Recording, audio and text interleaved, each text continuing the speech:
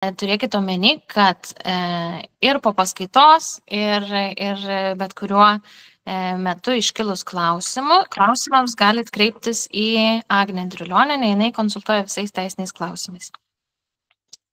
Tai tikiu, kad galbūt atėjus kažkokiais klausimais, tai mano prašymas būtų, jeigu matot, kad pagal temą atitinka klausimas arba po to, ką pasakosim, klausimų iškils, tai tiesiog kelkite rankytę ir kai aš jau pasakysiu, kad galit klausti, tada klauskit.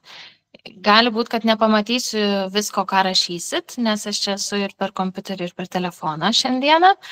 Tai jeigu tik pavyktų klausti garsu ar ir vaizdu, tai tada būčiau už tai labai dėkinga. Gerai, tai keliaujam dabar iš eilės. Tai ką būtina žinoti iš tos teisinės pusės, kas priklauso, kas kompensuojama. Tai gliukozės kiekio matavimo priemonių kompensavimas. Tai yra pasirinktinai arba juostelės, arba jutikliai, bet yra išimčių šiek tiek. Tai jeigu mes kalbam apie Dexcom ONE Plus jutiklį arba apie Metrumo, bet kurį jutiklį A7 Plus ar S9, tai jie yra kompensuojami toje kategorijoje, kad pasirinktinai arba jutiklis, arba juostelės. Jeigu mes kalbam apie jutiklius, kurie yra su Medtronico pompomis kartu, tai tada juostelės yra kompensuojamos, skiriasi tik tai jų kompensavimo skaičius. Tai asmenim iki 24 metų, kai jiems nekompensuojamos insulino pompų su jutikliais nuomos išlaidos, tai čia reiškia nekompensuojamos Medtronico pompos, kurios yra su jutikliais, arba nekompensuojami atskirai jutikliai, kurie eina be pompų, tai tada jie gali gauti iki 150 juostelių per mėnesį. Vyresni negu 24 metų iki 100 juostelių per mėnesį. Toliau, nuo 50 iki 75 juostelių per mėnesį kompensuojama nepriklausomai nuo amžiaus tiem, kurie naudoja Medtronico pompas su integruotais gliukozės jutikliais ir kuriuos reikia kalibruoti 2 kartus per parą. Tai tokių kalibruojamų 2 kartus per parą yra Medtronico 640G, kas anksčiau naudojo, 720, kas dar naudoja. Dar klausimas kyla dėl 780G pompos, nes jinai nėra kalibruojama 2 kartus per parą. Tai reiškia, kad neprašo per parą kalibruoti. Tai mes šitoj vietoj klausiam ir ligonių kasų, ir sveikatos apsaugos ministerijos, kiek turėtų būti kompensuojama ir į kurią eilutę patenka, nes realiai atskiros eilutės šitai pompai, kai jinai atsirado, iki šiol vis dar nėra. Tai rekomenduoja ligonių kasos, aš pabrėžiu, jie tik tai rekomenduoja, jie nepasako, kad tik tai tiek juostelių arba tik tai tiek juostelių. Tai yra rekomendacinio pobūdžio, kas iš tiesų man yra keista, nes man norėjusi tikslaus atsakymo, kiek yra kompensuojama tų juostelių. Tai jie rekomenduoja taikyti pagal šitą 4 punktą iki 100 juostelių per 3 mėnesius. Ir kalibruojama 1 kartą per parą. Bet tikrai yra tokių situacijų, kai išrašo pagal šitą 3 eilutę, kai buvo anksčiau su 640G pompu. Tai vieni gydytojai išrašo nuo 50 iki 75 juostelių, kiti išrašo iki 100 juostelių per 3 mėnesius. Tai jeigu žiūrim bendrą skaičių, iki 750 juostelių per metus, o ketvirtas punktas yra iki 400 juostelių per metus. Tai šitoj vietoj dėja, bet nėra vieno tokio teisingo atsakymo. Jeigu gydytojai jums išrašo daugiau, tai galima sakyti džiaukitės. Jeigu išrašo mažiau, jie irgi iš esmės yra teisūs, nes ta pompa nėra kalibruojama 2 kartus per parą. Galbūt kažkas turi patirčių pasidalinti šitoj vietoj, nes čia yra niuansų tam tikrų. Tai jeigu turit, galit kelt rankelę. Nematau. Gerai. Tuomet keliaujam toliau. Tai gliukozės jutikliai. Kiekis metams. Tai yra kompensuojama 36 Dexcom OnePlus jutikliai. Tai jau dabar žinom, kad tai yra ir siųstuvas, ir jutiklis viename ir keičiami kas 10 dienų. Tai reiškia mėnesiui 3 jutikliai, 3 mėnesiam 9 jutikliai. Toliau yra kiti jutikliai, tie senesnieji vadinami A7+, tai vienas siųstuvas metams ir 2 jutikliai vienam mėnesiui ir tas vienas jutiklis veikia 14 dienų. Čia ką labai svarbu paminėti, kad yra šiokia tokia rizika, kad jeigu jūs išsirašot siųstuvą metams, tai ir jums netinka, pavyzdžiui, vaikui netinka, tai gydytojas nebegali išrašyti kito gamintojo jutiklių. Nebent ta priežastis būtų patvirtinta alergologo dėl alergijos, neurologo dėl neurologinių kažkokių sutrikimų. Tai šita vieta yra tokia šiuo atveju nedraugiška mums, kaip mūsų vaikams, kaip pacientams. Yra atvejų ne vienas ir vaikų, ir suaugusių, kur kreipiasi į ligonių kasas. Ir pačioj pradžioj, kai tik tai atsirado kompensavimas, buvo daug įvairių istorijų. Tai buvo tik tai 2 atvejai, kada netiko šitas A7+ jutiklis ir galėjo po gydytojų patvirtinimų išrašyti kito gamintojo jutiklius. Tai jeigu netinka, pavyzdžiui, Dexcom OnePlusas ir mes turim kol kas dabartiniam sąraše nelabai didelį pasirinkimą, tai yra galimybė kreiptis į mus kaip į klubą ir mes galime ar vieną, ar A7+, ar S9 siųstuvą duoti, išbandyti. Jūsų užduotis būtų tik tai išsirašyti jutiklius be siųstuvo. Išsirašot, pavyzdžiui, 2 jutiklius mėnesiui, mes siųstuvą duodam, išbandot vieną ar kitą tą jutiklį, dabar jau S9 daugiau yra naudojančių, A7 nebelabai kas naudoja. Ir tada, jeigu viskas tinka tikrai, tai tada jau prašot gydytoją išrašyti ir siųstuvą. Tai šitoj vietoj, kadangi tikrai yra rizika, jeigu ir šitas netiktų jutiklis, kad neliktume taip visiškai paprastai tariant ant be nieko, tik su juostelėm, tai yra galimybė tą siųstuvą tam tikram laikui, mėnesiui ir 2 gauti iš klubo nemokamai pasibandymai. Tai va. Tada klausimas, kuris kyla, nemažai kam kyla, ar bus kompensuojamų kitokių jutiklių kažkokių. Tai yra patvirtinta, kad vienas jutiklis gali, jisai kaip ir būtų įtrauktas į sąrašą kompensuojamų, čia jeigu mes kalbame apie Sibionics jutiklius, bet šitoj vietoj jie ten patys neišsisprendė tam tikrų dalykų dokumentų lygmenyje, ir dėl to negali jis patekti į tą sąrašą. Tai tikimės, kad tai išsispręs pakankamai greitai ir turėsim dar vieną jutiklį papildysiantį šitą sąrašą. Ar būtų klausimų dėl jutiklių kažkokių?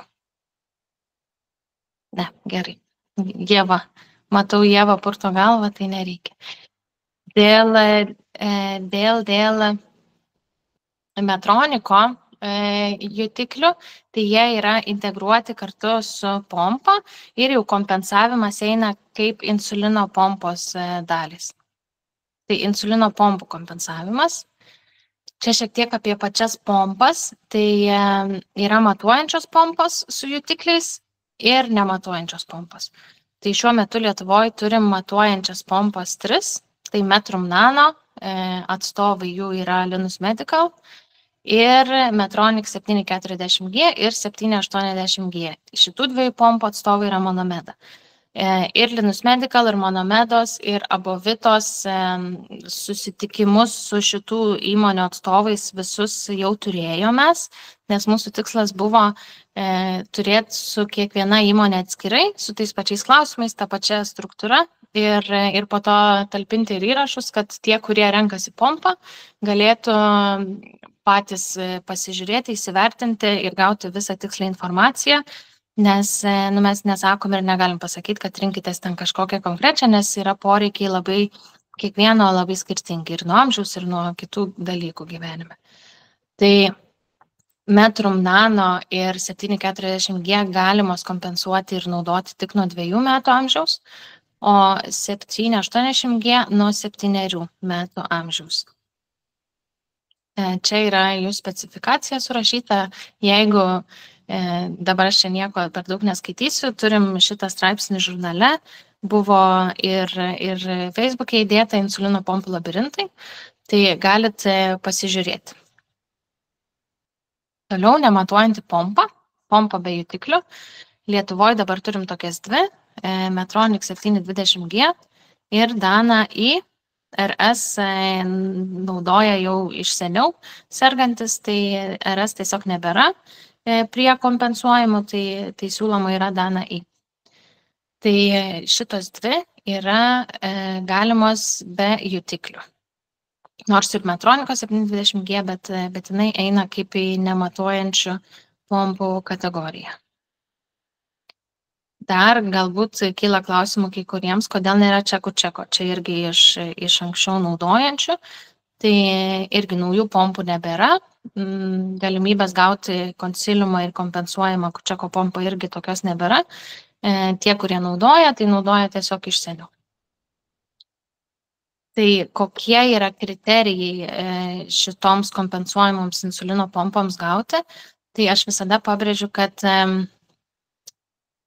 tai sprendžia gydytojai, gydytojų endokrinologų konsiliumas, bet iš patirties galiu pasakyti, kad nuo to, kiek tėvai žino apie pačias pompas, kiek yra pasiruošę ir jeigu tvirtai žino, kad nori konkrečios pompos, tai gydytojai dažniausiai yra linkę padaryti viską, kas įmanoma, kad tą pompą, jeigu kriterijus atitinka, galėtų ją kompensuoti.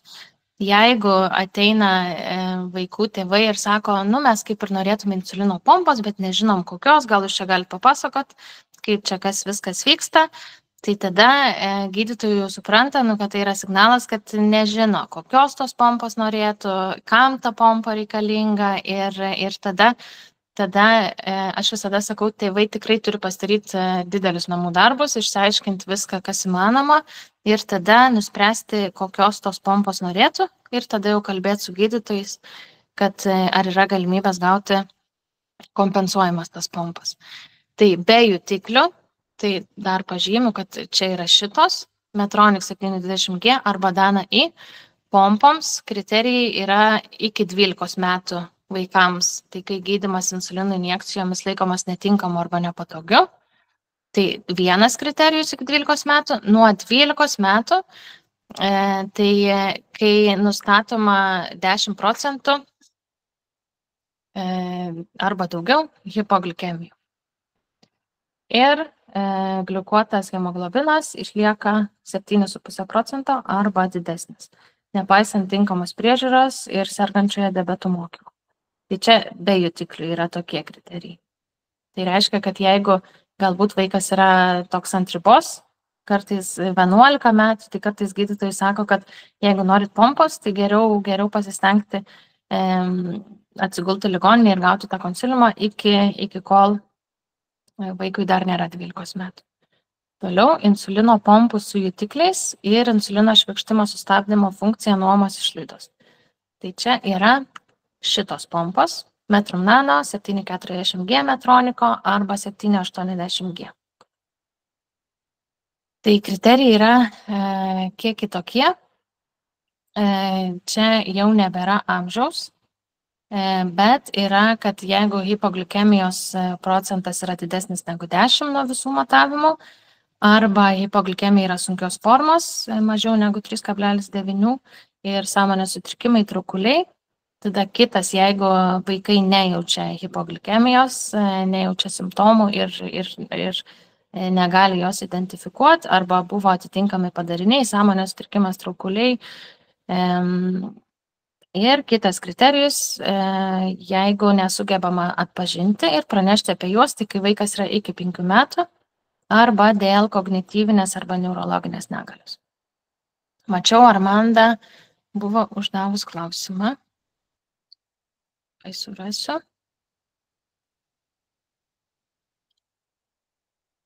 Jei norėtumėm keisti iš Medtronico į Metrumą, ar reikia naujo konsiliumo? Medtronico yra kokia pompa, Armanda? Sveiki, gal greičiau buvus pasakyti, tai pas mus yra 740. Pompa tiesiog, svarstom, jeigu norėtumėm pasikeisti, bet iš tikrųjų, kaip jūs ir sakot, kad lengva, bet iš tikrųjų nebūtų tai lengva, nes kiek nuvažiuoju pas gydytojus, tai jie labai prieš kažkodėl kitas pompas. Jeigu tik paklausė apie kažkokią kitą pompą, tai jie ten tikrai nenori nieko girdėti. Tai ir galvoju, jeigu sugalvotumėm keisti, ar čia reikia naujo konsiliumo, ar čia nereikia, sakykime. Iš esmės, taip žiūrint formaliai visiškai, tai konsiliumas ir Metrumo pompai ir Medtronico 740G pompai yra tas pats, bet jeigu jūs pakeisit šitas pompas be gydytojo žinios, tai nebus atsakingas žingsnis.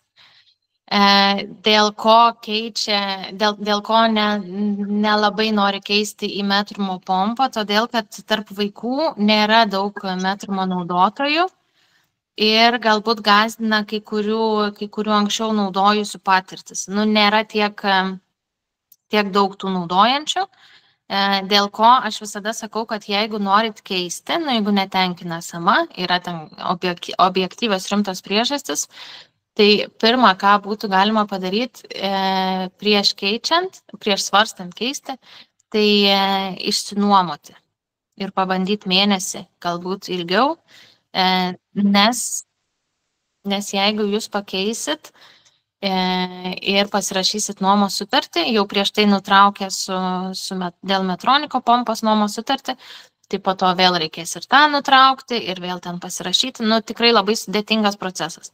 Tai nuomojantis patiems savo lėšom ten mėnesį ar šiek tiek ilgiau, dėl išsibandymo būtų šiek tiek paprasčiau, nes irgi nėra garantijos, kad tiks ir Metrumo pompa, juolab, kad tų naudotojų tikrai nėra daug, yra tokių, kur visiems labai viskas tinka ir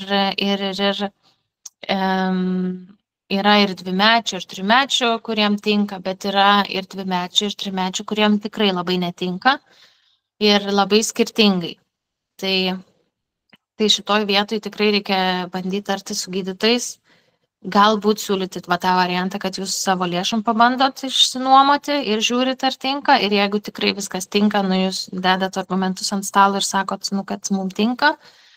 Taip, iš visiškai patirties, kuo aš galiu pasidalinti, kad žinau, kad Vilniaus santarų endokrinologai yra lengviau teikia konsiliumus dėl Metrumo pompos. Klaipėda ir Kaunas šiek tiek sudėtingiau, bet sakau dėl to, kad yra nedaug naudotojų ir tikrai gąsdina ir pačius gydytojus, ir ypač naujokams, nesiūlo Metrumo pompų dėl to, kad yra ta baimė, ypač su naujokais, kad gali reikėti vėl keisti, jeigu šita netinka. Tai va, bet jeigu tikrai yra kažkokios objektyvios priežastys, kodėl netinka SMA, tai galit bandyti kalbėti su gydytojais, galit su pačiom įmonėm dėl nuomos tartis mėnesio ar 2, ar galbūt dar ilgiau ir žiūrėti. Nes jau geriau bandyti ieškoti išeities, negu naudoti tai, kas netinka. Supratau. Gerai, ačiū. Prašau, Gintarė dar mačiau kažką parašė. Kaip suprantu, pompa nuomojama 5 metams. Dabar Dana jį naudoja, kai tie metai praeina, tada senoji lieka mums, o mes gauname naują nuomai. Ačiū Gintarė už klausimą, labai geras. Tai taip, pompa nuomojama 5 metams, 4 metai yra garantinis laikotarpis. Neužtenka tiesiog praeiti tam laikotarpį ir po to gauti naują pompą. Tam, kad gautum naują pompą, kuri būtų kompensuojama, vėl reikia gydytojų konsiliumo. Ir svarbu, norint gauti pompą gydymui tęsti, svarbu vaikams būti apsilankius pas endokrinologą per paskutinius metus 2 kartus per metus, suaugusiam 1 kartą per metus. Jeigu šitų apsilankimų per paskutinius metus nebuvo 2, tai tada kartais ir gydytojai, ir šeimos turi tokių iššūkių tuos 2 apsilankimus turėti iki pompos ar uždėjimo, ar pakeitimo, ar naujos pompos gavimo. Tai šitą svarbu labai turėti omeny. Dar, ką tikrai turim iš patirties, kad baigėsi, pavyzdžiui, nematuojanti pompa, ar akučekas, ar dana, ir tada vaikams, ir tada gauna tik tai dalis kompensuojamas, pasiima jas iš vaistinės arba kažkokiu kitų būdų susitarė, bet pagal receptus iš šeimos gydytojo. Tai tada tie, kurie jau naudoja kurį laiką taip pompą, turėdami ją savo, nes baigėsi nuomos laikotarpis ir jinai liko jiems, tai tada jie jau patenka į šitą visą kriterijų atitikimą iš naujo. Jeigu nebūtų to tarpo, kada gauna receptus pagal receptus pompos dalim, tai tada gydytojai galėtų skirti konsiliumą gydymui tęsti, dėl to, kad gydymas insulino pompa buvo laikomas tinkamu ir konsiliumą gydymui tęsti yra daug lengviau išrašyti ir ligonių kasos jį patvirtina, negu pagal šituos naujus kriterijus, nes galbūt ir gliukotas buvo geras, ir tų hipo ten 10% nebus. Tai šitoj vietoj svarbu sekti laiką, kada baigsis kada jau bus neužilgo tie 5 metai ir apsilankyti per tuos metus pas endokrinologą bent jau 2 kartus ir informuoti, kad prašysit konsiliumo gydymui tęsti. Gali reikėti gultis į ligoninę, gali nereikėti, priklausomai nuo daug faktorių, tai čia jau ne mano sritis gydytojai. Ir tikiuosi, Gintarė atsiuntė, atsakiau klausimą. Ar būtų kažkam daugiau klausimų dėl kompensavimo pompų?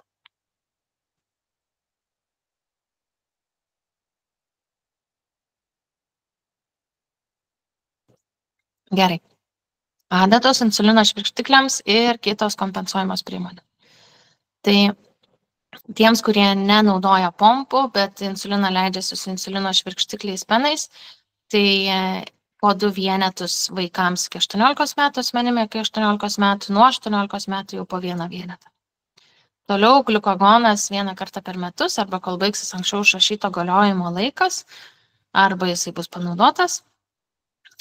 Techniškai galima išrašyti ir didesnį kiekį to gliukagono. Buvo ne viena tokia juokinga kabutėse situacija, kada išrašė gydytojai ir 30 gliukagono tų dėžučių ir 14 buvo išrašę, tiesiog per techninę klaidą. Tai tikrai galima išrašyti. Yra tokių, kurie ir mažesnio amžiaus vaikus augina, tai nori turėti keliose vietose, kur tas vaikas būna, tai techniškai galima išrašyti. Toliau pompų keičiamų dalių komplektas. Tai čia suaugusiems aktualu arba tiem, kurie, kaip Gintarė klausė, kuriems baigėsi jau pompos nuomos sutartis ir jie nori toliau su savo jau tą pompą gauti dalis. Tai 10 kateterių ir 4 rezervuarai pas mėnesį ir tai išrašo jau. Toliau valstybės skiriamos išmokos. Tai sergantiem 1 tipo cukriniu diabetu Lietuva tikrai iš išmokų klausimų yra pakankamai draugiška mano atžvilgiu. Dabar, kai mes jau turim ir kompensuojamas pompas, ir kompensuojamus jutiklius, ir nereikia iš esmės nei pompų dalių, nei jutiklių patiems įsigyti ar ieškoti ten užsieniuose, atsisiųsti iš kažkur toliau. Tai svarbu žinot, kad vaikam ir jaunuoliam iki 18 metų yra nustatomas neįgalumo arba negalios lygis ir individualios pagalbos poreikių lygis. Tai jeigu yra naujokai, arba ne tik naujokai, tai po apsilankymo pas endokrinologą reikia kreiptis į šeimos gydytoją ir šeimos gydytojas, tik tai šeimos gydytojas, čia ne endokrinologo atsakomybė, šeimos gydytojas parengia dokumentus, siuntimą į asmens su negalia teisių apsaugos agentūrą. Sergantiem pirmo tipo cukriniu diabetu, kai jie yra gydomi insulinu ir iki 18 metų jie yra, tai gali būti nustatytas arba lengvas, arba vidutinis neįgalumo lygis. Koks yra pokytis lyginant su praeitais metais? Tai praeitais metais visiems, kurie iki 18 ir su insulinu, būdavo nustatomas vidutinis neįgalumo lygis. Šiais metais nuo klausimynę surinkto balų skaičiaus yra skiriamas arba lengvas, arba vidutinis neįgalumo lygis. Tai su naujokais turėjom šiais metais ne vieną tokią patirtį, kad surinko labai mažai balų, vaikai maži ir skiria tą lengvą neįgalumo lygį. Ir buvo dar antra dalis tokia patirčių, kad tiesiog ne tą eilutę darbuotojai tos agentūros pritaikė ir pritaikė taip, lyg vaikai būtų be insulino gydymo ir skiria tą lengvą neįgalumo lygį. Tai šitoj vietoj visada svarbu atkreipti dėmesį, koks tas lygis. Jeigu kyla kažkokių klausimų, tai tikrai galima kreiptis į Agnę. Ir visiems, aišku, yra ir išimčių dėl tiesiog žmogiškų dalykų dirbant šitoje agentūroje, tai skiriama iki kol vaikui sueis 18 metų.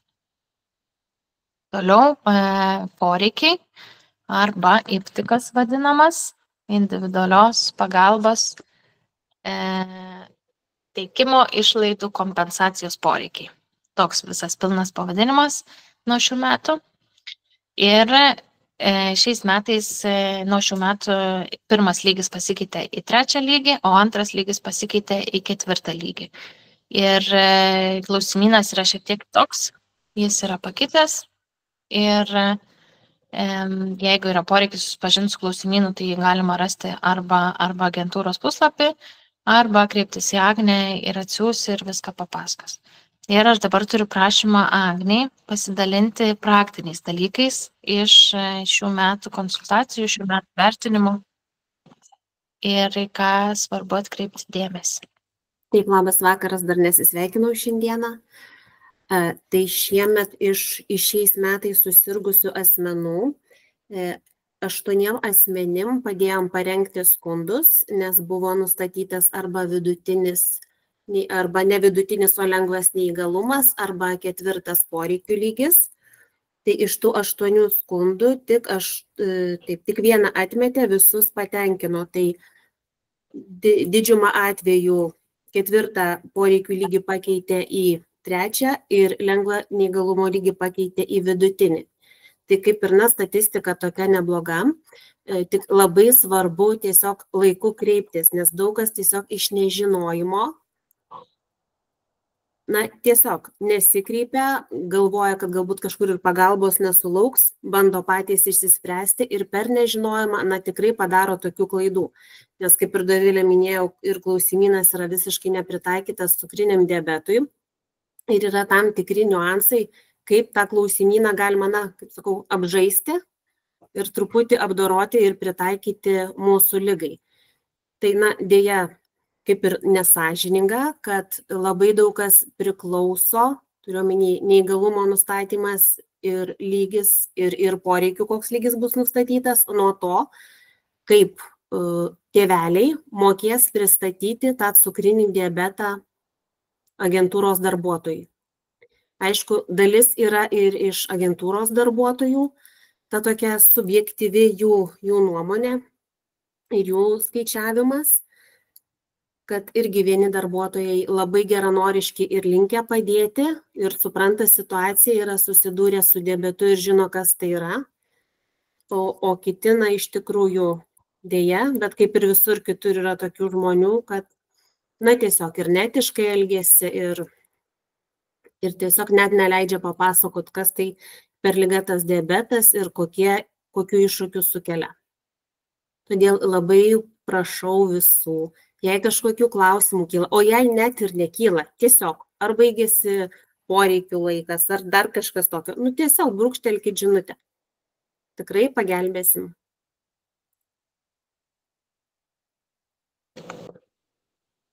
Ačiū, Agne. Tai nors ir trumpai, bet žinokit, jinai tokias, kai tik parašo kas nors ar naujokai, ar nebūtinai naujokai tie, kurie nori prasitest, tai siunčia tokias didelės paklodės informacijos, kur viskas vienoj vietoj. Ir stengiamės padaryti, palengvinti tiesiog tą darbą ir dėl dokumentacijos, ir po to dėl dokumentų pateikimo, jau gavus agentūros vertinimą. Tai labai svarbu, kad kai gausit agentūros vertinimą, patiems kreiptis į Sodrą arba teikti prašymą internetu Sodros tinklalapyje ir patiems kreiptis į savivaldybės socialinės paramos skyrių arba per spis.lt sistemą irgi patiems teikti prašymą. Šiais metais turėjom tokią situaciją, kada po stovyklų irgi buvo tokia paskaita. Tėvai suprato, kad negauna visai tos poreikių išmokos, nors vaikui jau ten 2022, man atrodo, jeigu aš neklystu, nustatyti tie spec poreikiai, tada dar taip vadinosi, ir kreipėsi į savivaldybę. Tai buvo ten toks labai ilgas procesas, savivaldybė iš pat pradžių sakė, kad čia šeimos gydytoja viską turėjo padaryti ir viską pateikti, jau gavus agentūros dokumentus, tada netai paskaičiavo, žodžiu, labai viskas ilgai.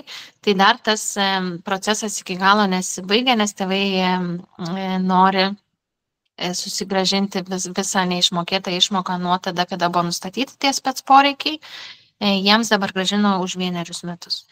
Tai va, tai šitą tikrai labai svarbu padaryti. Buvo labai įvairių laikotarpių, kada ta informacija automatiškai nukeliaudavo iš agentūros į Sodrą ir savivaldybę. Dabar kartais tai būna, bet tikrai būna labai daug žmogiškų faktorių ir aš kaip sakau, geriau būkim patys atsakingi už tai, pasiteikim, bus ramu, jeigu ten neaišku, tai galima eiti ir gyvai, jeigu pavyksta, tai tikrai susitvarkyti viską internetu ir šitoj vietoj būti ramiais. Klausimą matau, kad kažkas kelia rankelę.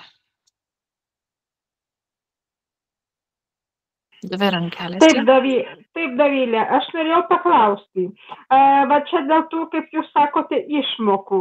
Gal truputėlį ne į temą pataikysiu, bet aš ne per seniausiai, va įsivaizduokit, vaikas jau serga ten 5 metus, o aš visai neseniai sužinojau, kad pasirodo yra savivaldybėse tokia vienkartinė išmoka diabetu sergantiesiems.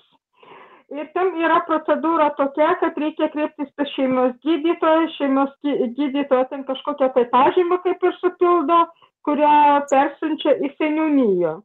Ir žinote, susidūriau su tokiu dalyku, aš kreipiausi pas gydytoją, būtent dėl tos vienkartinės pašalpos. Ir man gydytoja, kad nustebo, sako, o kam? Ir aš taip, žinokit, pasimečiau. Ir iš tikrųjų, ir mes tos išmokos jokios negavom, nes gydytoja nesutiko pildyti ten, aš nežinau, kaip tas dokumentas vadinasi. Sakykite, ar yra kokia galimybė pergudrauti gydytoją? Atsiprašau už tokį nekuklų klausimą. Tai Daiva, apie tai bus pabaigoje, šitą irgi traukiam. Tvarka yra labai skirtinga kiekvienoj savivaldybei. Galbūt jūs galite išsijungti mikrofoną, nes panuoja. Išsijungti mikrofoną, nes... Gerai. Gerai. Tai tvarka yra labai skirtinga visose savivaldybėse. Vienur tą išmoką skiria be jokių papildomų kriterijų, kitur šitą išmoką... skiriant šitą išmoką atsižvelgia ir į bendras šeimos pajamas ir į tenkančią sumą vienam šeimos nariui. Ir ta tenkanti suma labai skirtinga savivaldybėse. Vienur yra ten, kad asmeniui tenkanti suma neviršyje 200 su trupučiu, yra dar ir tokių savivaldybių, kur neviršyje 700. Tai tikrai tvarka yra labai skirtinga.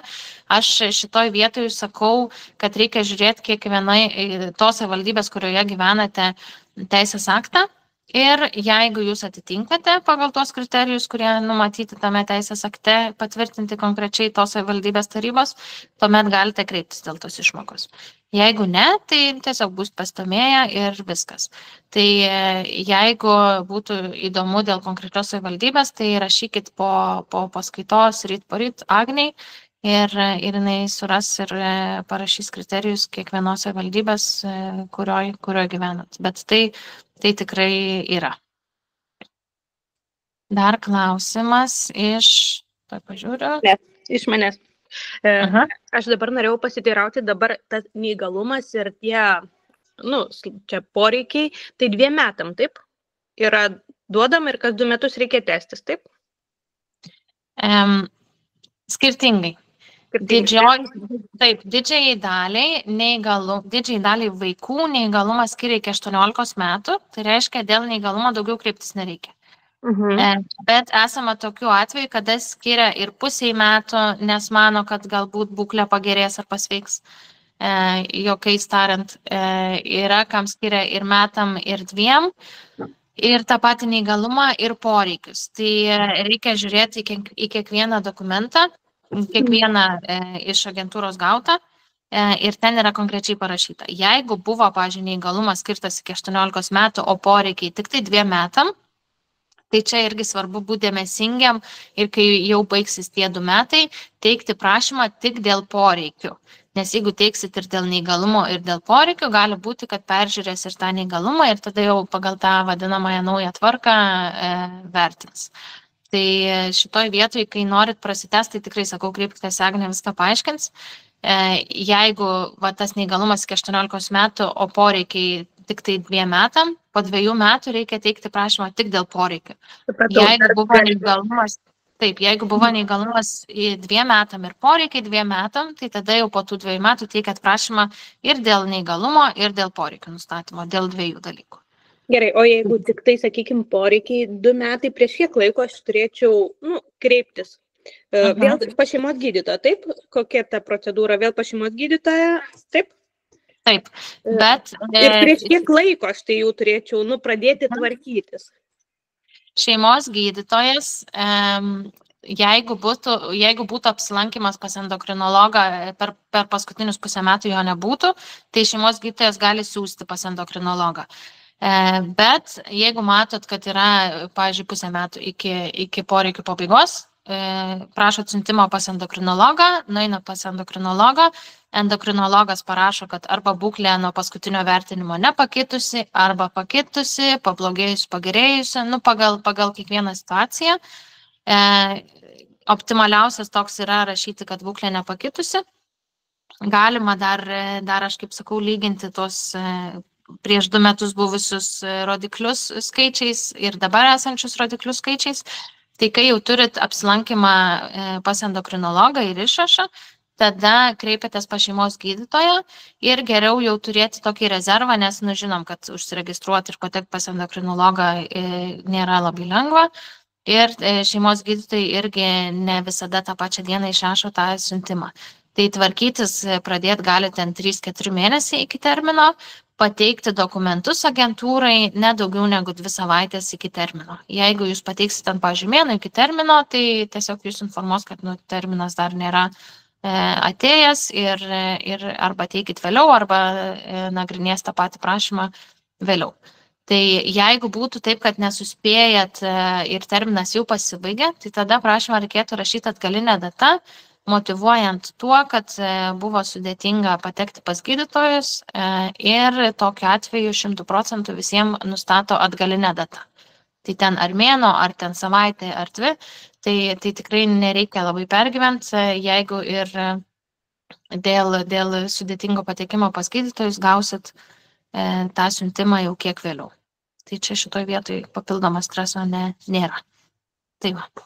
Dar mačiau klausimą iš Deimantės.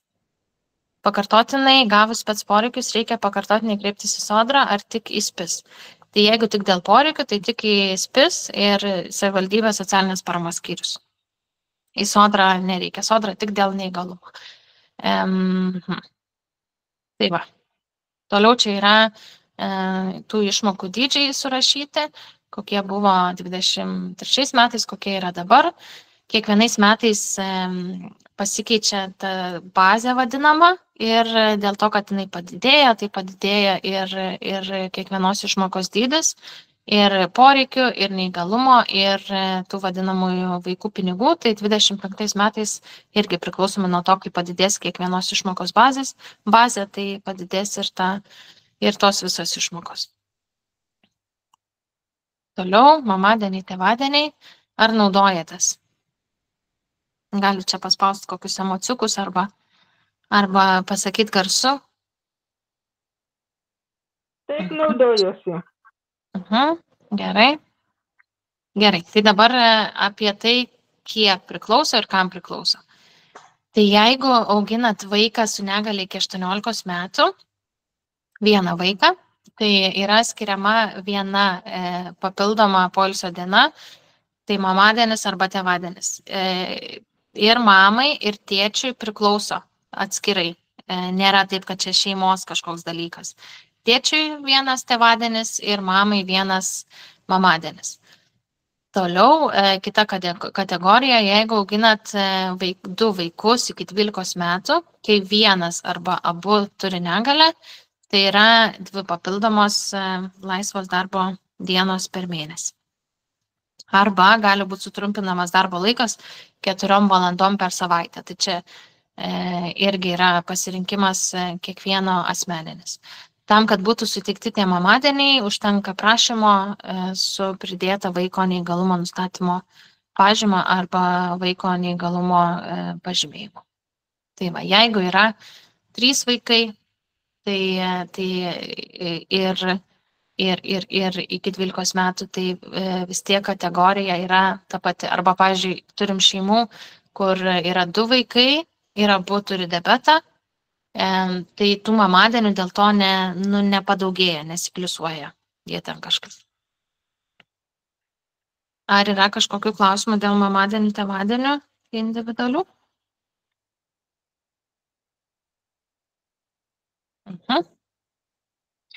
Darbo sutarties klausimai.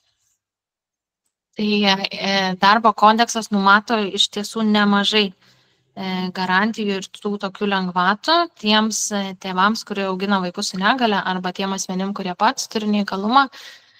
Tai darbo sutarties nutraukimas pagal darbo kodekso 57 straipsnį, tai pirmenybė likti dirbti, jeigu darbovietėje yra perteklinis darbuotojų skaičius, kurie vykdo tą pačią funkciją, yra teikiama asmenims, kurie vieni augina negalę, vaikas su negale iki 18 metų, vieni prižiūri šeimos narius, kuriems yra nustatytas mažesnis negu 55% dalyvumo lygis. Ir tiems, kurie vieni prižiūri sukaksusių senatvės pensijos amžiaus šeimos narius, kuriems nustatytas didelio ir vidutinių poreikių lygis. Tai darbo sutartis yra nutraukiama darbdavio iniciatyva be darbuotojo kaltės, darbuotojai su negale ir tėvai, kurie augina vaiką su negale iki 18 metų. Įspėjimo laikotarpis privalo būti prieš 1,5 mėnesio, jeigu buvo dirbama trumpiau negu metus, ir 3 mėnesiai, jeigu buvo dirbama ilgiau negu metus. Matau, kad kažkas pakėlė ranką iš karto, tai galim klausti.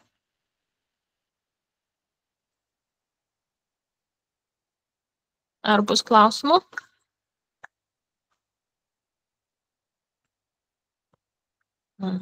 Gerai. Toliau, darbo sutarties nutraukimas pagal darbo kodekso 56 straipsnį. Yra tokia galimybė nutraukti darbo sutartį darbuotojo iniciatyva dėl svarbių priežasčių, įspėjus ne vėliau kaip prieš 5 darbo dienas, jeigu darbuotojas negali tinkamai atlikti savo darbo funkcijos dėl savo ligos, arba dėl negalios, arba dėl to, kad namuose slaugo šeimos narį, vaiką ar kitą giminystės ryšiais susijusi narį, kuriam yra nustatyti tie vadinamieji.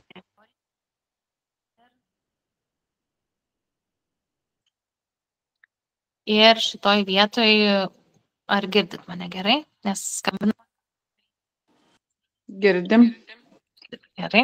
Buvai prapoliusi, bet dabar girdim. Gerai. Tai šitoj vietoj. Negirdim, Dovilė. Palaukit, tuoj susitvarkysiu.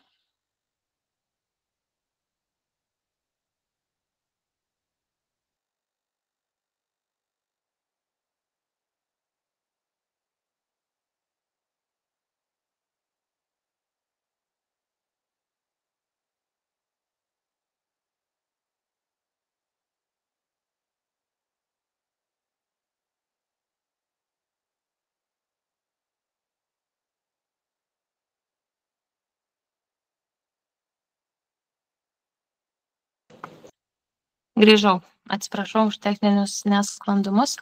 Tai šitoj vietoj užtenka prašymo formos, kur prašymą, tiksliau, kur prašote atleisti pagal tą darbo kodekso 56 straipsnį ir vaiko poreikių nustatymo pažymos. Arba jeigu yra vaiko liga, tai tada gydytojo dokumentų išrašo atitinkamų arba jūsų liga. Čia šitą svarbu žinoti. Dažnai pasitaiko, kad naujai diagnozuotų vaikų tėvai išeina iš darbo. Tai aš dėl to turim ir tas atmintinės visas parengę, kad jie išeitų su visom garantijom ir gautų priklausančias kompensacijas ir išeitinės išmokas. Jeigu kažkam būtų poreikis, mes turim ir pasiruošę ir suaugusių prašymų formų ir vaikų tėvų, tai galite irgi rašyti Agnė atsiųstą prašymo formą, užsipildysit, pateiksit dokumentą apie nustatytą poreikį vaikui ir tokiu atveju priklauso 2 vidutinių darbo užmokesčių išeitinė, jeigu buvo dirbama ilgiau negu metus, o jeigu trumpiau negu metus, tai tada vieno mėnesio vidutinio užmokesčio dydžio išeitinė išmoka. Ir tuomet jau po išėjimo į darbą yra visas garantijas kreiptis į užimtumo tarnybą ir tenai turėti ir draudimą ir visą kitą. Matau, kad Loreta klausia. Kelia rankytę. Loreta, ar čia netyčia, ar ne? Netyčia. Ai, supratau. Gerai. Atostogos, darbo laikas ir socialinis draudimas.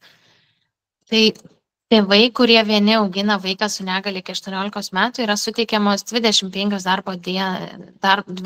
darbo dienų kasmetinės atostogos. Tai yra plus 5 dienos, jeigu yra dirbama 5 dienas per savaitę. Plus 5 darbo dienos prie to, kas ir taip pagal darbo kodeksą priklauso. Bet čia svarbu pabrėžti, kad tėvai turi vieni auginti vaiką ir tai turi būti parodoma dokumentais. Šitoj vietoj darbo kodekso straipsnis yra ten pakankamai painiai parašytas, nes yra daug atvejų po kablelio. Tai tikrai žinau, kad yra atveju, kai taiko šitą nuostatą ir tiem, kurie nėra vieniši, tiem tėvam, kurie nėra vieniši, tai kartais jie gauna šitą lengvatą ir gauna tas plus 5 darbo dienas atostogų, bet čia yra tiesiog buhalterijos ar kažko iš darbdavio neteisingai interpretuota šita darbo kodekso vieta, nes tik plus 5 darbo dienos priklauso tik tiems, kurie augina vieni. Vaikas su negale iki 18 metų auginantis asmenys darbovietėje gali prioritetinė tvarka pasirinkti kasmetinių atostogų laiką ir datą. Ir tokiu atveju darbdavys privalo tenkinti darbuotojo prašymą suteikti kasmetinės atostogas, kai to prašo darbuotojas, slaugantis sergančių šeimos narius ar asmenys su negale. Nemokamos atostogos yra tokia galimybė. Tai darbdavys privalo tenkinti darbuotojo prašymą suteikti nemokamos atostogas iki 30 kalendorinių dienų, kai to prašo darbuotojas su negale, darbuotojas, kuris augina vaiką su negale iki 18 metų ir darbuotojas slaugantis asmenys su negale, kuriam nustatytas nuolatinės slaugos būtinumas. Tai čia šitoj vietoj pabrėžiu, kad slauga ir poreikiai, tie vadinamieji spec poreikiai arba spec priežiūra, nėra tas pats, kas nuolatinė slauga. Čia 2 skirtingi dalykai. Ir diabeto atveju, jeigu yra tik tai diabetas, tai nuolatinės slaugos būtinumo nėra. Nuotolinis darbas ar lankstus darbo laikas. Tai jeigu darbdavys neįrodo, kad dėl gamybinio būtinumo ar darbo organizavimo ypatumų tai sukeltų per didelės sąnaudas, tai tokiu atveju darbdavys privalo tenkinti darbuotojo prašymą dirbti nuotoliniu būdu arba lanksčiu grafiku to pareikalavus darbuotojui, kuris vienas augina vaiką su negalia iki 18 metų, arba tokiam darbuotojui, kuris pateikia prašymą pagrįstą sveikatos priežiūros įstaigos išvadą apie savo sveikatos būklę arba būtinybę slaugyti ir prižiūrėti šeimos narį ar su juo gyvenantį asmenį. ne visas darbo laikas. Galimybė dirbti ne visą darbo laiką suteikiama darbuotojui, kuris slaugo šeimos narį ar kartu su juo gyvenantį asmenį, tam, kuris vienas augina vaiką su negalia iki 18 ir kai darbuotojo prašymas pagal sveikatos priežiūros įstaigos išvadą yra pagristas darbuotojo sveikatos būkle arba nustatyta negalia. Dažnai būna, kad ligos pradžioje, kai tik diagnozuoja, toks pirminis instinktyvus gal klausimas, ar pavyks dirbti toliau, tai aš visada raginu galvoti ne apie tai, kad mesti darbą, paprastai tariant, bet galbūt pradžioje užtektų susimažinti krūvį arba susidėlioti darbo grafiką, jeigu darbo specifika tai leidžia, bet neišeiti iš darbo. Ieškot va, tų tokių būdų. Nemokamas laisvas laikas. Tai darbdavys privalo suteikti nemokamą laisvą laiką darbuotojui, jeigu jo prašymas yra susijęs su skubiomis šeiminėmis priežastimis, pavyzdžiui, liga, nelaimingo atsitikimu, arba kai darbuotojas privalo betarpiškai dalyvauti esamoje situacijoje. Socialinės garantijos nedirbantiem asmenim. Tai tėvai ar kiti artimieji, prižiūrintys negalią turinčius asmenis, kuriems nustatytas individualios pagalbos poreikis, gali būti draudžiami valstybės lėšomis pensijų ir nedarbo socialinio draudimu, jeigu tuo laikotarpiu jie neturi draudžiamųjų pajamų arba jų pajamos yra mažesnės negu minimali mėnesinė alga. Ir jie nėra senatvės pensijos amžiaus ir negauna jiems patiems priklausančioms socialinio draudimo pensijos. Valstybinės pensijos, šalpos pensijos, socialinės arba šalpos pensijos už asmenį su negale, kuris slaugo namuose. Tai paprastai tariant, jeigu vienas iš tėvų nedirba ir negali dirbti kurį laiką dėl vaiko ligos, sodrai reikia teikti prašymą, galima teikti ir sistemą sodros arba nuvykus į skyrių, prašymą, prie kurio pridėti tą poreikių nustatymo pažymą iš agentūros ir tuomet vienas iš tėvų pasirinktinai, abu negali, vienas iš tėvų gali būti draudžiamas tuo pensijų ir nedarbo socialinių draudimų. Čia nėra tas pats kaip ligonių kasų, tas vadinamas draudimas. Paprastai tariant, tam, kad šitas draudimas, tam, kad kauptųsi stažas. Jeigu prižiūrintis asmenys dirba savarankiškai, pensijų socialinis draudimas valstybės lėšomis vykdomas tik pasibaigus po pajamų deklaravimo termino ir nustačius, kad nebuvo turėta per tą laikotarpį draudžiamų pajamų. Ir dar kartą pasikartoju, kad norint pasinaudoti šitą garantiją, reikia kreiptis į sodrą. Šeimos kortelė ir kitos lengvatos, jos, kad didžioji dalis naudoja tą šeimos kortelę. Ja tikrai visi auginantis vaikas su cukriniu diabetu, kuriam nustatytas neįgalumas, gali gauti. Dabar žinau, kad yra daug techninių nesklandumų gauti ją kaip fizinę kortelę, bet užpildžius prašymą internetu galima naudotis virtualią kortelę ir atsisiųsti programėlę ir ją naudotis net paprasčiau negu ta fizinė kortelė. Nuolaidų yra pačių įvairiausių. Internete šeimos kortelės tinklalapyje yra pateiktos visos nuolaidos, tai jau yra ir nacionalinių lygmenių, ir regioninių, ir miestų. Tai nebetinka tas pasakymas, kad jeigu aš negyvenu Vilniuje, Kaune ar ten kokioj Klaipėdoje ar Didmiesty, tai tada ta šeimos kortelė nereikalinga. Tikrai galit naudotis, yra ir degalinių, įvairiausių ir optikų, ir vaistinių, elektroninių parduotuvių, pramogų parkų. Tai kas dar neturit, užsisakykit. Toliau, transporto lengvatos.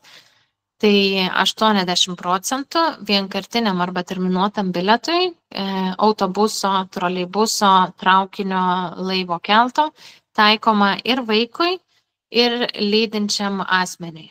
Tas lydintis asmuo nebūtinai turi būti mama arba tėtis.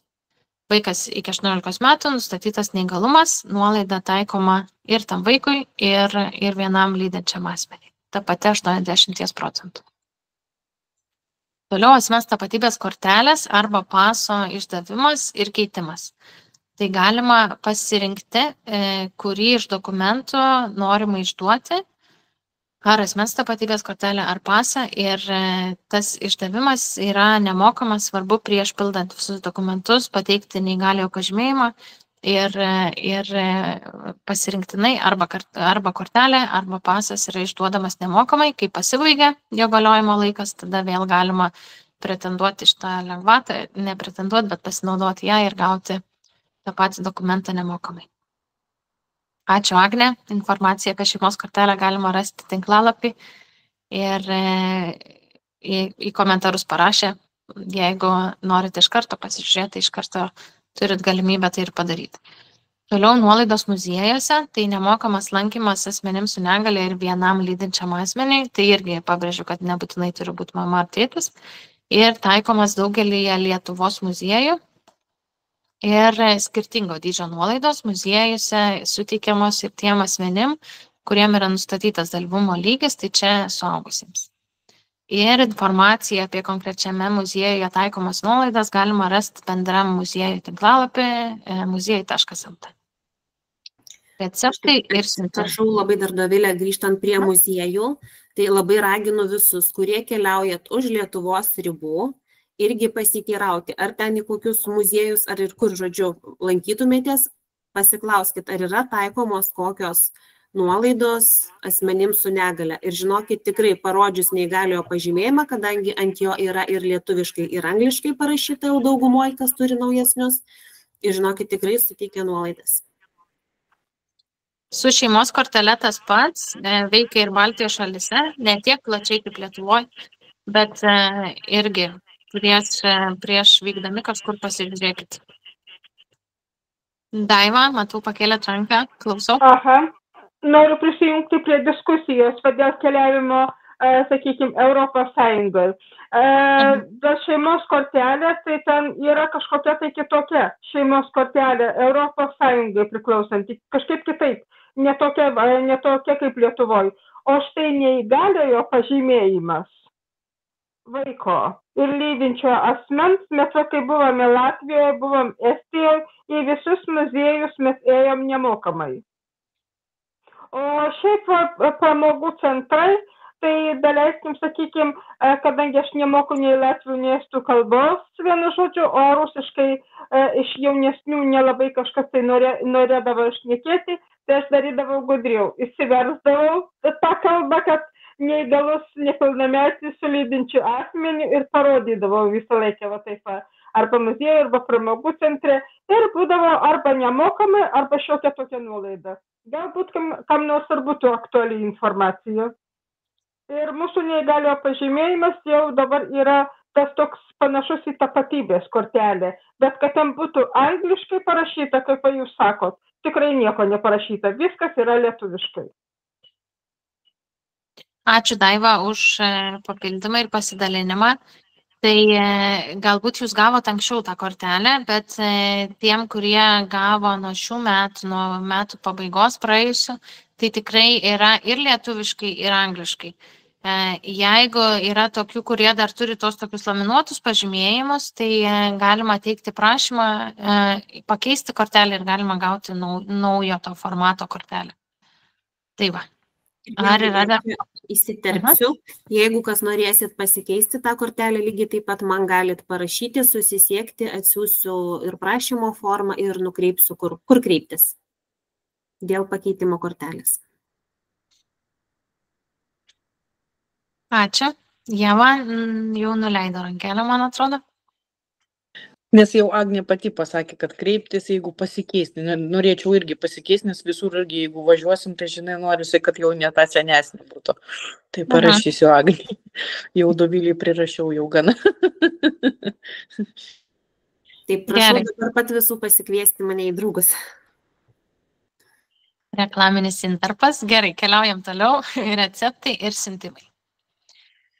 Pritrūkus insulino ir šeimos gydytojas ir endokrinologas gali išrašyti naują receptą, nors anksčiau išrašyto recepto galiojimo terminas, vartojimo terminas dar yra nepasibaigęs.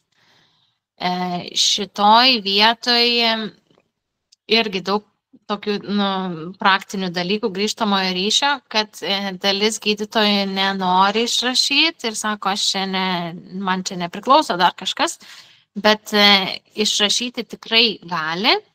Svarbu komentare vaistininkui nurodyti, kad dozė padidėjo ir kiek jinai padidėjo.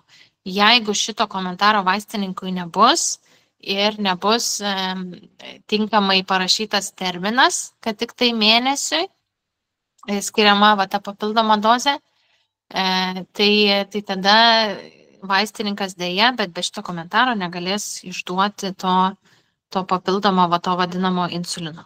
Bet šitą galimybę gauti, nes nudidėjo tos dozės visiems ir nes auga vaikai, dažniausiai dozės nemažėja, tai tikrai yra svarbu tik tai šeimos gydytojo atkakliai, jeigu neišrašo, prašyti išrašyti. Kartais padeda nusiųsti arba nueiti su atspausdintų teisės aktu, kur parašyta, kad jis gali tai padaryti. Toliau dėl pakartotinio vaisto ar medicinos pagalbos priemonių, pavyzdžiui, jutiklių išrašymo, dar nepasibaigus anksčiau išrašytų terminui, galima kreiptis anksčiau. Svarbu žinot, kad galima kreiptis 14 dienų iki esamo recepto pabaigos, o atsiimti pagal tą receptą galima ne anksčiau kaip 5 dienos iki ankstesnio recepto termino. Tai, pavyzdžiui, 7 diena, iki 7 galioja anksčiau išrašytas terminas, tai aš galiu atsiimti 7, 6, 5, 4, 3. Lapkričio 3 anksčiausiai aš galėjau atsiimti pagal naują receptą. Ar insuliną, ar jutiklius, ar dar kažką. Siuntimas pas gydytoją specialistą galioja 180 dienų ir per šitą laikotarpį pacientas nustatyta tvarka privalo užsiregistruoti pas gydytoją, nors dažnai manoma, kad per šitą laikotarpį jau reikia apsilankyti pas nurodytą specialistą. Tai iš tiesų nėra tokios skubos per šitą laikotarpį ir apsilankyti, svarbu per 6 mėnesius užsiregistruoti siuntime nurodytiems tyrimams arba vizitui pas specialistą. Ir siuntimas pas slaugytojo diabetologą galioja 1 metus. Dar neseniai atsirado ir buvo čia labai viešinama apie testinį siuntimą. Čia nėra apie tai. Bet šitoj vietoje labai priklauso ir nuo gydymo įstaigos tvarkos, kuri yra taikoma, ir nuo ligos kontrolės vaiko. Tai galimybė gauti tą siuntimą testinį tokį, kad nebereikėtų kiekvieną kartą lankantis pas endokrinologą yra, bet šeimos gydytojas tada turi rašyti kiek kitokį siuntimą ir tada jau vizito pas endokrinologą metu endokrinologas užregistruoja sekančiam vizitui. Tai tokia praktika tikrai žinau, kad yra taikoma Šiauliuose, Klaipėdoje ir Kaune ne, Vilniuje irgi ne. Ir Panevėžy, man atrodo, lyg taiko, tai čia paprastai tariant, ta tokia yra tas vadinamas dispanserizavimas. Tai tokiu atveju nėra daug tarp vaikų to tokio testinio gydymo, bet pasitaiko.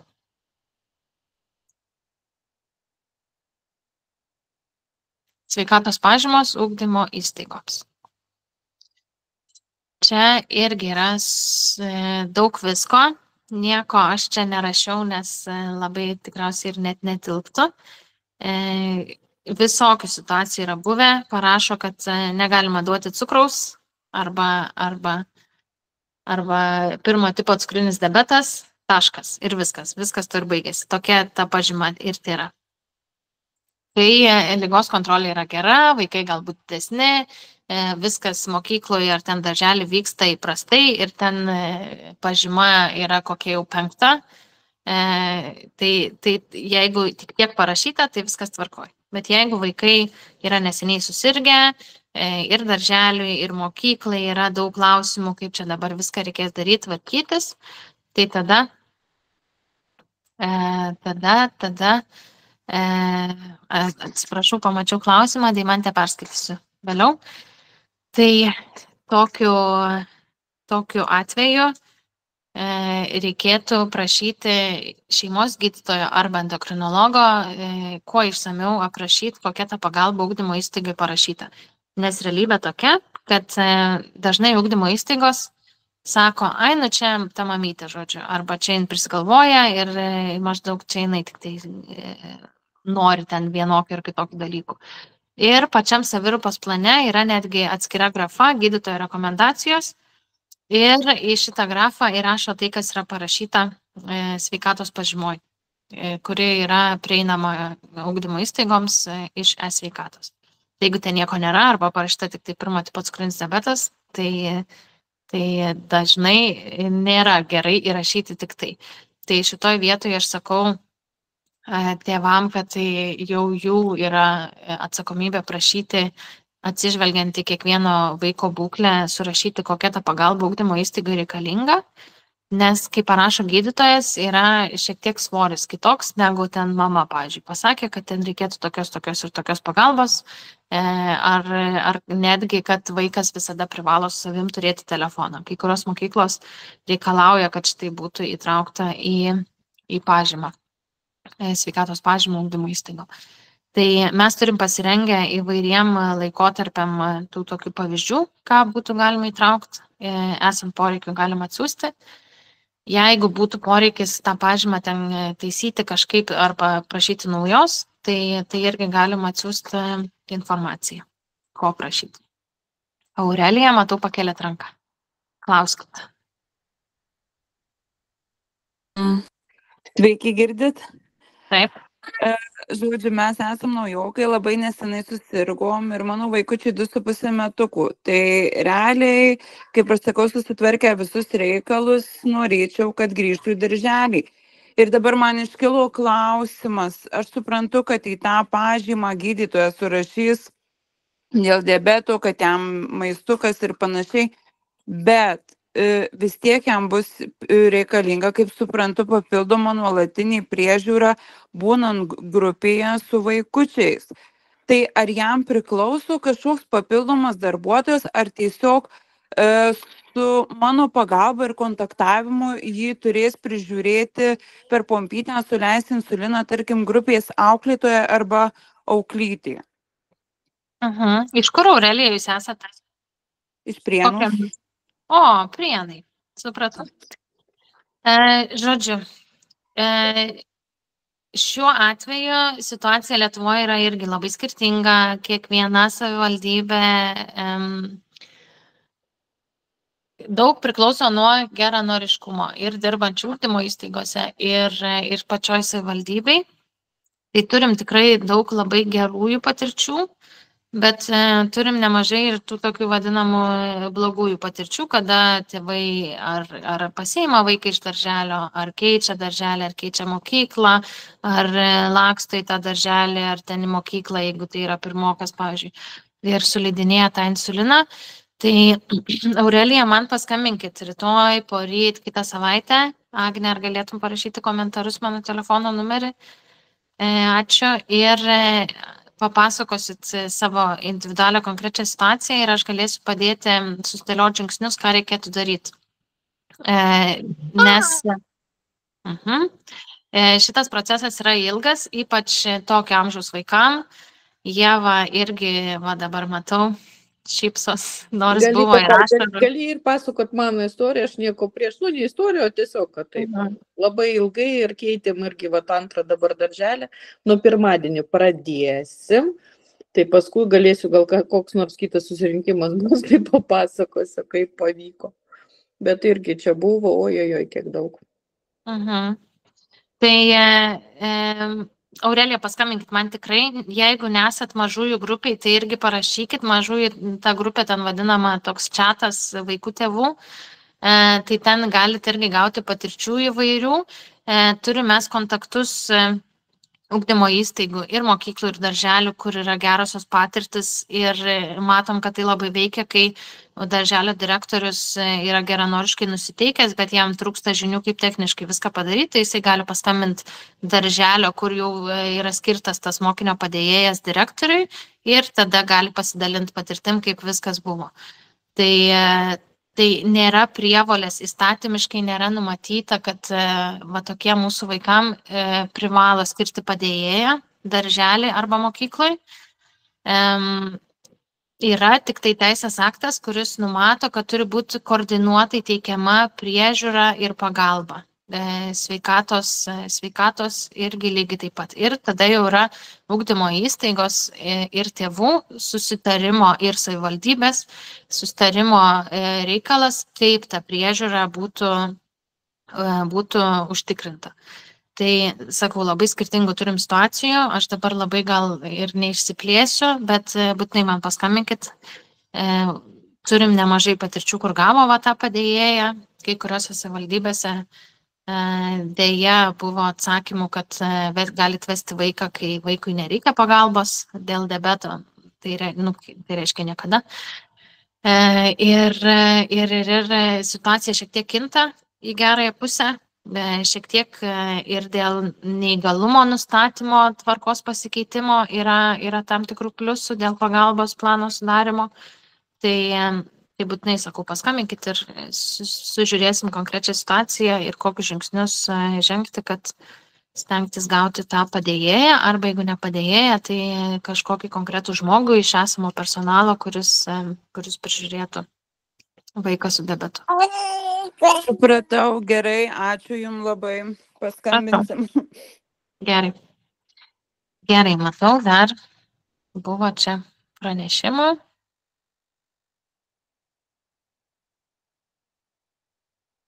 Deimantė rašo, kad noriu paminėti, kas gauna vidutinį neįgalumo lygį, gali gauti automobilio statymo kortelę, kurią galima naudotis ir užsienyje.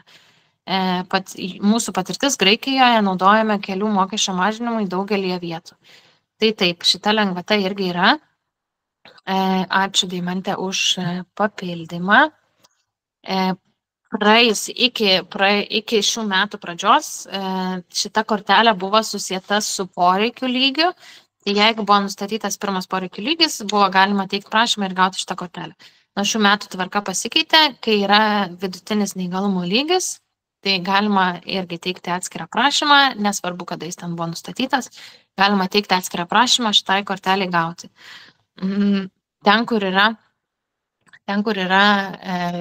savivaldybių automobilių stovėjimo aikštelės, ten naudojant šitą kortelę esant su vaiku, galima statyti nemokamai, taip pat galima statyti neįgaliųjų vietose, privačiose aikštelėse, pavyzdžiui, prie Kauno klinikų tai negalioja, bet čia tik privačiose.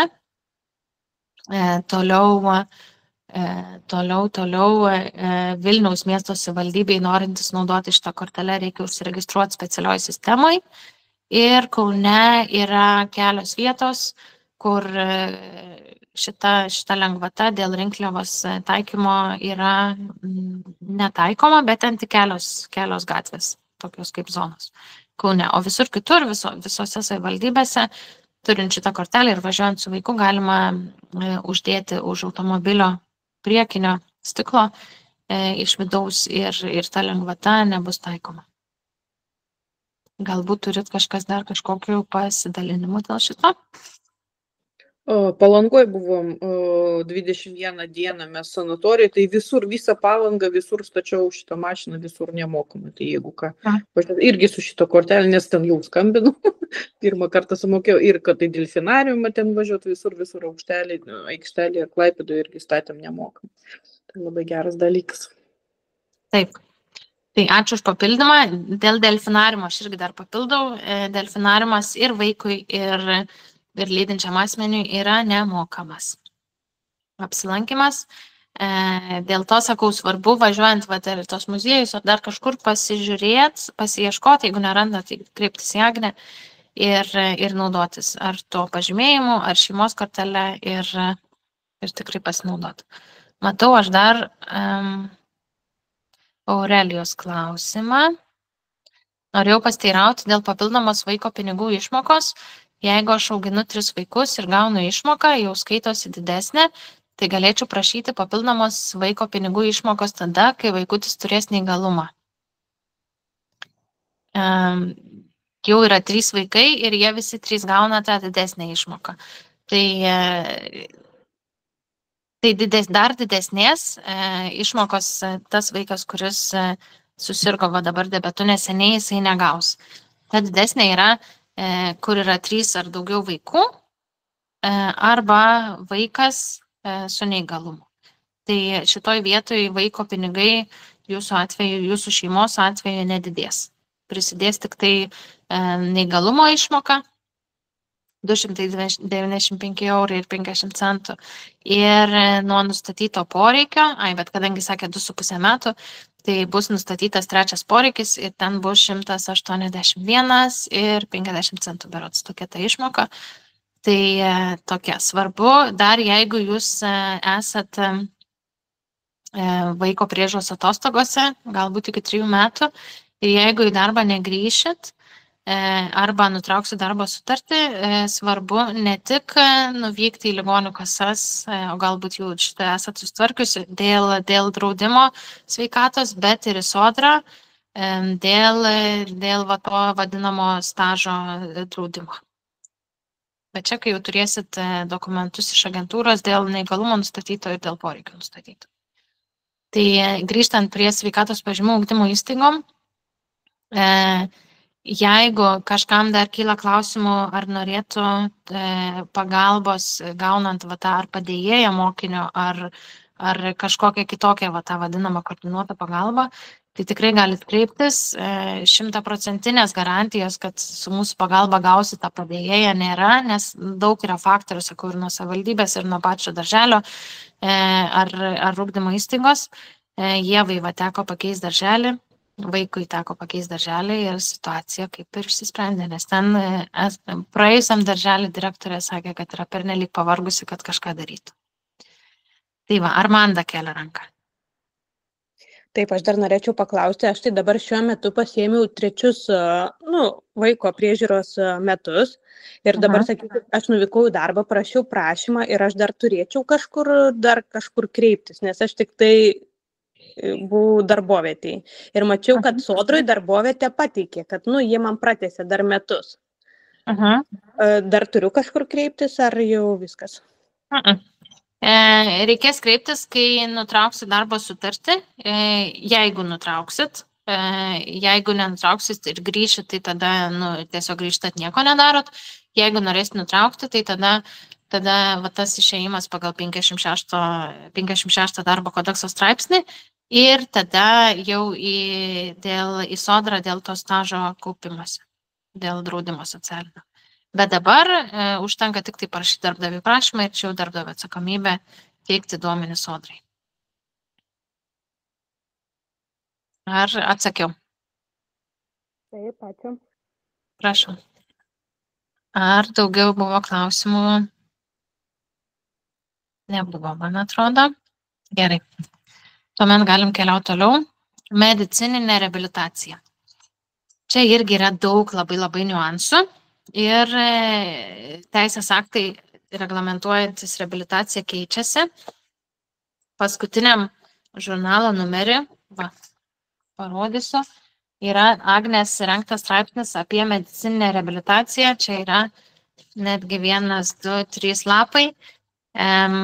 Visa tvarka, taip paprastai tariant, dėl to, kas liečia vaikus, tai bendrai, ką mes stebim, kad šiais metais padidėjo skaičius, kurie siunčiami tai reabilitacijai ir gydytojai lengviau siūlo dėl reabilitacijos. Tai yra arba vaikams su diabetu, arba Kačerginė, arba Druskininkų sanatorija.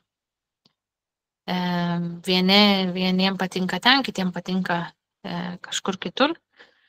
Arba Druskininkose, arba Kačerginiai. Čia jau irgi individualūs poreikiai ar kažkas kita. Tai tam, kad būtų galima siūsti tai stacionariniai reabilitacijai, iki 18 dienų kalendorinių. Kriterijus turi būti, kad ilgiau negu 2 savaitės užsitęsęs glikemijos nestabilumas arba svyruojantis insulino poreikis, kas iš esmės galima būtų taikyti ir sakyti, kad visiems vaikams. Arba vadinamasis gliukotas yra didesnis negu 6,5%. Tai va, tų patirčių dėl reabilitacijos yra įvairiausių, vieni sako, mums čia visai nereikia, kiti džiaugiasi tokia galimybė, ypač kas augina mažesnius vaikus. Tai jeigu būtų klausimų individualių, tai pirma, perskaitykite straipsnį šitą paskutiniam žurnalo numerį ir kreipkitės į Agnę dėl klausimų. Toliau, vienkartinės socialinės išmokos, jau čia prieš tai buvo paminėta. Tai tokios yra galimos vieną kartą per metus ir teisės aktai yra labai skirtingi savivaldybėse. Tai jeigu galvotumėt, kad galit pretenduoti į tą vienkartinę socialinę išmoką, tai kreipkitės Agnę, pažiūrės konkrečią savivaldybę, ar atitiktumėt kriterijus, ar netitiktumėt, galit bandyti ir patys susivesti pagal raktažodžius. Tai didesnioji dalis savivaldybių vertinama ir finansinė šeimos esama situacija. Kai kuriuose savivaldybėse netgi gali ateiti socialiniai darbuotojai vertinti gyvenimo būklę namuose. Tai čia kai kuriuose tai yra. Tai dėl to ir sakau labai skirtingai. O dalyje savivaldybių yra, kad užtenka tik tai debeto, blogai kontroliuojamo kodo ir viskas. Toliau. Priemokos už kompensuojamus vaistus. Ar mokat priemokas? Ar už jutiklius, ar už insuliną? Nemokam kažkiek primokam. Taip, mokam. Ne, nieko nemokam. O mokat? Nuo vaistinės. Gerai, ačiū Žekė. Jėmos kamelijos vaistinėje ir jutiklius ir insuliną. Nė vieno karto nieko neprimokėjau, bet buvo pernai, prieš naujus metus, matomai mes išnaudojom ten pavadinamą krepšelį, ir tai ten buvo priemoka 5 eurai. Tai čia tokia simbolinė toks mokestis, aš nemanau, kad čia labai jau baisu. Ačiū už pasidalinimus. Tai priemokų krepšelis yra taikomas tik suaugusiems. Priemokų krepšelio vaikams nėra. Mūsų vaikai patenka į tą kategoriją, kuriems yra vaikai, kuriems nustatytas neįgalumas. Priemokos yra, jeigu jos yra, tai yra labai skirtingos nuo vaistinių tinklų. Tai realiai turim tokią tą situaciją, yra ten kelios rūšis tų priemokų. Na, į vieną vaistinę nėra visiškai jokios priemokos, nueisit į kitą gatvės pusę ir ten bus priemoka. Kartais gali būti vaikų atveju tik tai, kad gydytojai neteisingai išrašė receptus, todėl jums reikia mokėti priemoką. Tai jeigu vaistiniai pasako, kad reikia mokėti, tai tada paklauskit, ar čia galbūt kažkas pasikeitė, nes kainynai keičiasi ir tos priemokos irgi keičiasi. Suaugusiam jos ten dar kitokios yra ir tiem, kurie naudoja didelius insulino kiekius, tai tos priemokos yra atsižvelgiant į gaunamą insulino kiekį gan didelės, bet suaugusiam taikomas tas priemokų krepšelis. Tai va. Toliau. Dauguma, tikiuosi, jau žinot iš mūsų postų, bet jeigu yra nežinančių, tai kartais kyla klausimų, kur gauti, kurioje vaistiniai ten kokio, pavyzdžiui, Liumjev insulino, nes jo tiekimas yra ten užstrigęs. Arba kažkas pasakė, kad užstrigęs. Tai vaistai.lt, suvedat insulino pavadinimą ir tada spaudžiat vaistinės, kur pirkti, pagal jūsų gyvenamą vietą parodo visas vaistinės. Ir aš visada rekomenduoju pasiskambinti nurodytais vaistinės kontaktais ir pasiklausti, ar tikrai ten turi to insulino, nes sistema neatsinaujina iš karto, kai įsigyja tą insuliną. ir pasiteirauti, ar tikrai turi ir ar turi reikiamą kiekį, kad nereikėtų po visą miestą važinėti ir žiūrėti.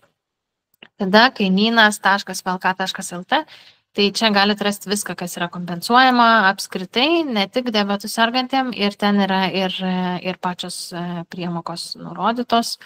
Ir šitas gal buvo labiau aktualu, kai laukiam to Dexcom One plus kompensavimo, tai tikrinom kiekvieną dieną, ar jau traukia į tą kainyną. Tai dabar ne tiek aktualu, bet labai tikimės, kad atsiras ir daugiau tų kompensuojamų sensorių, nes įtraukti naują sensorių į sąrašą jau kompensuojamų, kai jutikliai yra kompensuojami, yra daug lengviau negu buvo pradžioj, kai nei vienas jutiklis dar nebuvo kompensuojamas ir buvo tik sprendžiamas klausimas apskritai dėl jutiklių kompensavimo. Tai tiek šiandien. Ar turi dar klausimą? Kažkokių galbūt iš to, ko šiandien nebuvo. Arba iš to, kas šiandien buvo, bet norėtus papildymą.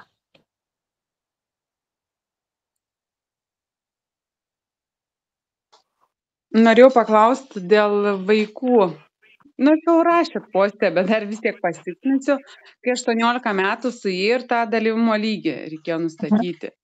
Tai čia, vien žodžiu, diabetas kaip ir jau ne liga, ar kaip čia skaitosi, kad jeigu nėra komplikacijų, tai ir niekas nepriklauso. Nuo 18 metų nustato dalyvumo lygį ir jeigu nėra bent 2 konkrečiai diabeto komplikacijų, tai iš esmės neverta kreiptis. Aišku, galima visada kreiptis, bet tada nustato ten kokį 80% tą dalyvumo lygį, o išmoka skiriama yra tik tai nuo 55% arba jau mažesnio to lygio. Tai jeigu nėra 2 komplikacijų ir jos nėra ten tik tai prasidedančios kažkokios, tai tada tikrai neverta, nes tas dalyvumo lygis yra vertina, kiek žmogus gali dalyvauti toje darbo rinkoje. Aišku, yra ten tokių visokių klausimų, kaip 18-mečiai besimokydami mokykloje gali dalyvauti toje darbo rinkoje, bet tvarka yra dabar tokia. Tas sudėtingas laikotarpis yra realiai, kol dar mokosi iki 24 metų. Tai šitas klausimas buvo keltas ir ne kartą ir iš mūsų narių irgi klausė, tai dabar tvarka yra tokia, galbūt kažkada konkrečiai dėl diabeto atvejo ir pasikeis, bet sakau, jeigu nėra 2 komplikacijų, tai kreiptis neverta. Nebent turi daug laiko ir norit pasibandyti susižinoti ir ten dokumentus pateikti. Gerai, ačiū. Aišku, svarbiausia, tai džiaugiuosi tuo, kad tų komplikacijų nėra ir tikiuosi jų nebus. Tai gerai, labai ačiū už atsakymą. Prašau. Dar vieną, ką atsiminiau, kai Jolita paklausė. Daiva, gal gali trumpam išsijungti mikrofoną? Taip. Ačiū. Matau, kad norės paklausti, bet vieną dalyką dar noriu pasakyti. Turėjom kelis tokius atvejus, kai šeimoje yra 3 vaikai ir, pavyzdžiui, vyresnysis, sukanka jam 18 metų ir jisai įstoja mokytis į universitetą ar ten kolegiją.